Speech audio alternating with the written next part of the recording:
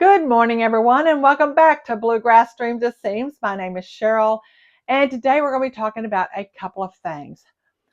First, we're going to talk about my trip that I took with my three friends, Jan, Ruth, and Linda. We went to Bloomington, Indiana, and Nashville, Indiana. Mainly Nashville is known for its artists that live there. We wanted to see if we would see anybody who had a studio in town, what they might be making, perhaps add to our little collections that we sometimes have. I love pottery, so there was a potter, and yes, I did buy something. We'll talk about that here in just a minute. Bloomington, Indiana, I wanted to go to the University of Sewing and check it out, just kind of scout it out to see if there's another resource for quality fashion fabric. And the answer is yes. I won't make you wait. The answer is yes. And they also have a quilting department. So those who love to quilt or do any kind of bags, whatever, you have that whole department as well. All right. So we're going to talk about that first. Then we'll talk about my make, which is just right behind me. I don't want to show it just yet, but I did make a dress this week. Hello, I made a dress. I have been wanting to make a dress for a while, and I wanted to use a fabric that I had in my stash. So I used a Robert Kaufmann lawn that I purchased at Let's Sew. So we'll talk about that here in just a minute. All right, first, Nashville, Indiana. Nashville is known for the artists that live in this area. It is a smaller version of Gatlinburg, Tennessee. So I bought two things in Nashville, two physical items. I bought lunch. First one was this piece of pottery. It has a spout on it. It's like a little mixing bowl, and I just loved it. She was there working, and I thought, I'm going to buy that. Then at the Clay Purl, which is their yarn shop, she had these little leather labels. I think we all bought some. You can add these to like the hat brim, the sleeve above the rib knit, and the lower part of your sweater, but just above the rib usually is where people put this kind of thing. If you knit or crochet a garment, that's where you're going to put it. If you wanted to use this on like a fleece garment, you could sew this on and it'd be perfectly fine. These little holes are what you use. So I bought a package of those leather labels. They are washable. It doesn't hurt them. So just to let you know. We then went to University of Sewing, which is in Bloomington, Indiana. I bought me these hand sewing needles. This is one of the brands that Kenneth King really likes using. He's in Threads magazine a lot, and also he's on Instagram. A lot of times he'll demonstrate a hand sewing technique for finishing, and I will watch him as close as I can because I need to learn better technique. And I also bought these probes. Now let me know if you have ever used these. I've been watching videos, mostly quilters, but some fashion sewing videos, they will pull one of these out to help hold something down like a corner, like you're trying to do the rolled hem, and you're trying to turn a corner, and you folded that a certain way, and you want to make sure you hold that corner in place till you get your needle in place.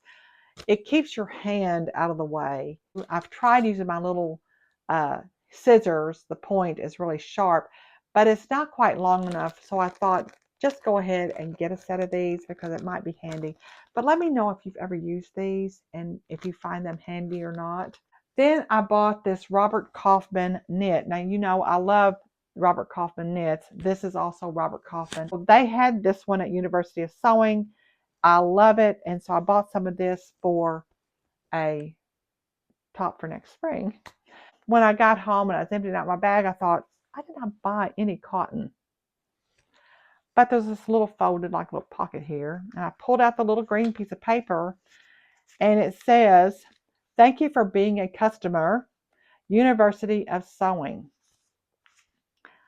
I've never had that happen to me. As I can visit a store for the first time and I get a gift as a thank you to your customers. So thank you, University of Sewing. I really appreciate the gift. Nice surprise. We went to the Fiber Festival on Friday, and I bought this sock yarn. by this really sweet young girl. She had her trailer there. I love it when they bring their goods in a trailer that's kind of decorated. It's all set up for them. They just more or less park it, open the doors, and they're open for business, you know. I loved it. She was so sweet. And I actually did walk the Fiber Festival. I could not get this out of my head. And I thought, I really want to buy this. And for $31 to get the set to make socks, like this would be toes and heels, cuffs, if you will. This is your main body of your sock. She's going to be coming out with her Christmas line, so I'll have her linked in the description box, as well as University of Sewing, and where I bought my piece of pottery. I'll link that and the clay pearl all in the description box for you if you want to take a look at their website. What did I make this week? Well, I wanted to use this wardrobe pattern, and I really thought initially I would probably just make a flannel nightgown the first time I used it. But I wanted to use this Robert Kaufmann lawn that I bought at Let's Sew just this past spring. I bought it. They had 3 yards left, and I thought, you know, is that enough? And I was looking at my size, my bust, and 18, and I looked down at yardage, and I thought, well, I can make this dress. How cool is that? I can get this dress.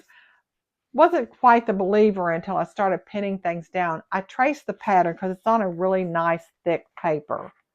So I used my tracing paper, or it's really kind of like a fabric, like an interfacing.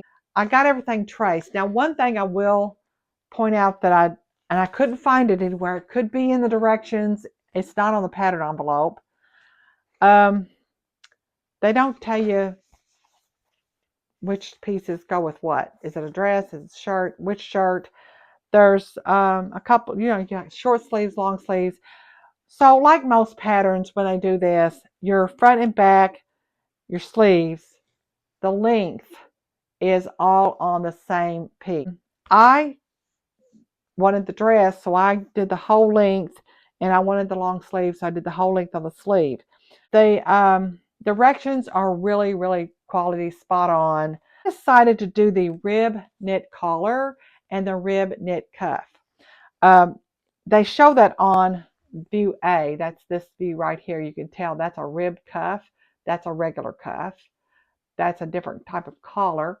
That's the rib collar. This is what they call the bias trim finish for the neck edge, which is also bias trim for the sleeveless version, which you don't see on the front of this. They show sleeves, short sleeve, long sleeve, but there is a sleeveless version for this as well. So we're going to talk about this up close. And here's my rib knit collar finish. I like it. It pulls out this light blues in the fabric. It was just a nice contrast. I don't have my buttons on yet, but it is overlapped and on the dress form so you can see it. I also used the rib knit on the cuff, which turned out really nice. And there's the pocket, which I did not try to match up the pattern because it's so swirly and has so much movement. From a distance, you don't even notice that the pocket's there. So I am really, really liking it. Of course, you can see that it is long, but it comes to my knees. Then the back does have this yoke, which goes forward because it's forward. It's not right here. That's not where your seam allowance is. It is forward. And it, you know, you top stitch down your seam allowance everywhere. Get your placket, then you top stitch all this down. Once this is in place, you top stitch all this down. So don't do that. Don't try to jump ahead like I did. I had to rip all that out, telling on myself. But yes, I am very, very pleased with this. I love it. I think it's really cute, and it's just going to be a very casual dress that I can wear. So I hope you enjoyed this episode of Bluegrass Dreams of Seams. I look forward to seeing you next week. Please let me know what you're doing in your sewing room. How many of y'all have started Christmas sewing? Because it's starting to feel like it's right on top of us. And I'm like, I need to get started if I'm going to make anything for my grandchildren. So I'm thinking I need to get busy. Looking for some things that I could possibly make for my grandsons as well as my granddaughter. But anyway, yeah, let me know. What are you doing for your Christmas sewing. Do you have any sewing plans in that direction yet? Have you ventured that way? Let me know. I'd love to hear what you're doing. Thank you for joining me. And if you're going to be in Sharonville, Ohio for the expo on Thursday, let me know because I'll be happy to meet you there. We could set a time. I think they open the doors at 10. And so I'll be glad to meet you there. And we'll just kind of meet somewhere where the pay to get in. I think that'd be the best place. But let me know if you're planning on coming, and I'll be glad to walk around with you and just look at vendors. I'm not going to be taking any classes. I'm just going to be walking around, looking at vendors and that sort of thing. So I'm looking forward to meeting some of you all. Put face to name, being really nice.